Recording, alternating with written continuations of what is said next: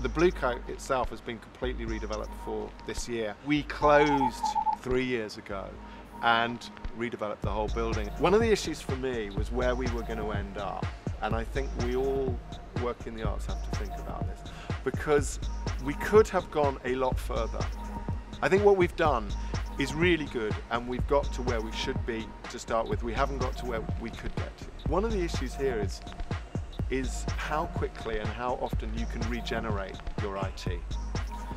And I think this is a real problem, because we're actually set up with a business model and the funders and the institutions with insufficient resources to reinvest. And so what was worrying me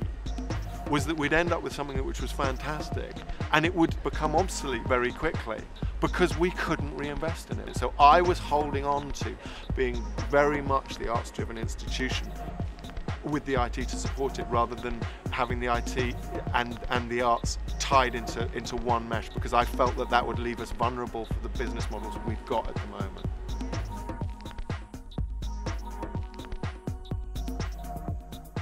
The integrated approach, looking at all the different areas of Bluecoat's business, the artistic practice, the operational functions, the business models, looking at all of that was really important, because IT doesn't just affect one area of your business anymore, it affects everything, and our audiences, our customers have expectations of us that we need to meet. So we encouraged Bluecoat to develop a business case, a kind of formal business plan, where they had to show what the arguments were for why investment should be made into IT for the infrastructure of the building and for the staff team, as well as digital development around their content. It was important for Bluecoat to write that business case themselves so that they knew what the arguments were. It helped them kind of change their thinking and really get their heads around why these were important decisions to make, and it also helped them think about the impact that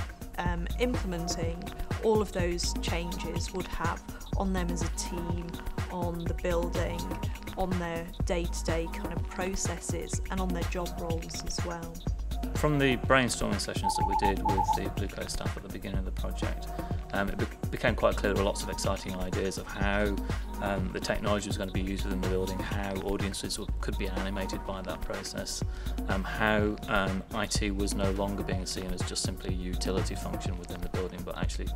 kind of embedded right within the philosophy of the ideas that they were trying to do.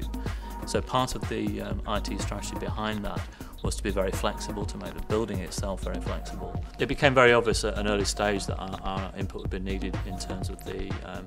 IT implementation in relation to the architectural development and the construction work that was going on within the building. We had to look really hard at where things like server rooms were going to be located within the building, how that would then fan out to distribute their IT and telephone systems across the building, to make sure that that was well thought through, very flexible and able to meet the needs of the organisation. We also needed to consider how Bluecoat would be able to capture digital content, and of course an architect doesn't design a building plan with power sockets on the ceiling, for example, where we were thinking cameras might needed to be plugged in or things like that. So it was really quite important to think about the building being a live arts venue where we'd be wanting to capture that live content to turn into digital content. For me, the most useful aspect of the process was being able to participate in the strategic flow of ideas, of desires, of needs, both from the point of view of the Bluecoat itself, but also, more importantly, the audiences. I guess before we had a static website, and therefore the major focus of our attention was making sure that we ended up with a site that was truly interactive, that enabled us to compete with other leading arts organisations to position the Bluecoat as a kind of leader in the developing digital marketing world. I think digital development is important for any arts or cultural organisation because it does enable you to communicate when you want to, in a form that your audiences or participants want to receive information in. We took the view that audiences did want digital communications, and with that in mind we just set about taking advantage of what that could bring, which is personalisation, if you like, of communications, but also the opportunity to experiment in forms that people were encountering in other areas of media. If they were excited by the possibilities of digital film, excited by the possibilities of doing something creative whilst on the internet, on our website, then we needed to embrace that as well.